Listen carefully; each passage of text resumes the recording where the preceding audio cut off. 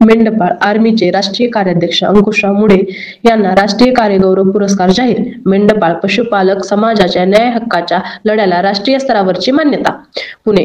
मेंढपाळ आणि पशुपालक बांधवांच्या न्याय आणि हक्कासाठी सातत्याने संघर्ष करणाऱ्या मेंढपाळ आर्मी या संघटनेचे राष्ट्रीय कार्याध्यक्ष माननीय अंकुशराव मुढे यांना पुणे येथील प्रतिष्ठित काव्यमित्र संस्थेकडून राष्ट्रीय कार्यगौरव पुरस्कार जाहीर झाला आहे.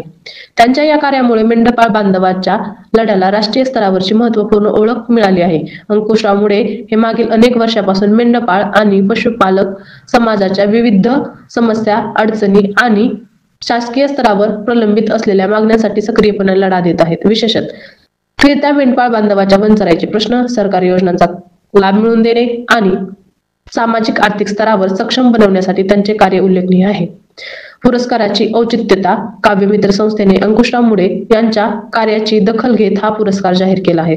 हा पुरस्कार मेंढपाळ समाजासाठी लढणाऱ्या एका मूक योद्ध्याचा सन्मान आहे.